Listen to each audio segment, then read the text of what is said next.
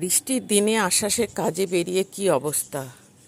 পুরো খোলা মাঠের মধ্যে দাঁড়িয়ে আছি, দুপাশে মাঠ, আর এত বৃষ্টি হচ্ছে যে আমরা গাড়ি থেকে নামতেই পারছি না। আশ্বাসের কাজে গিয়ে এরকম অভিজ্ঞতা আমাদের অনেক হয়েছে।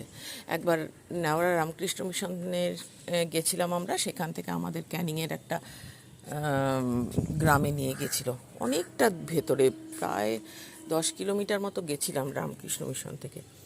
সেখানে গিয়ে ফেরার পথে আমাদের গাড়ি খারাপ হয়ে গেল।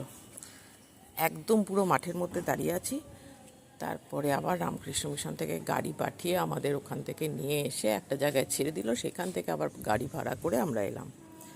এরকম অভিজ্ঞতা প্রচুর হয়েছে। আরেকবারও আমরা রামকৃষ্ণ মিশনে গাড়ি খারাপ হয়েছিল, সেটাই গাড়িতে একটা কিছু লোহা টোহার সাথে ধাক্কা লেগে গাড়ি পুরো বন্ধ হয়ে গেছিলো।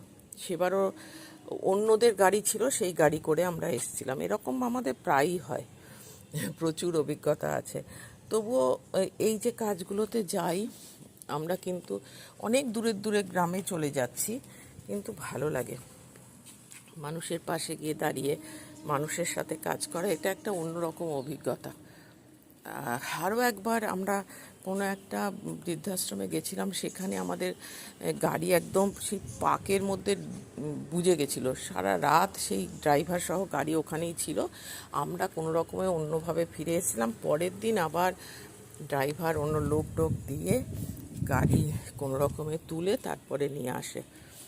এরকম অনেক রকম অভিজ্ঞতা আমাদের হয়েছে এরকম কাজে গিয়ে। জীবনে তো সব রকম অভিজ্ঞতাই থাকতে হয়, তো এগুলো এক একটা অভিজ্ঞতা। আর তবে আশ্বাসের কাজে আমি দেখেছি সবাই কিন্তু স্বতঃস্ফূর্তভাবে কাজ করে।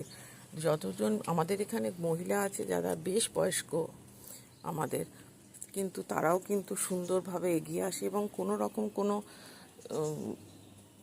নেই যে এই কাজে যাব না বা ওটা করব না, এরকম না।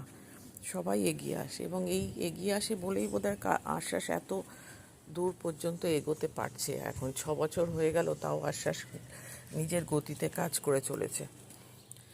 আশ্বাসে মেম্বারদের এই জন্য আমার অনেক ধন্যবাদ জানানো।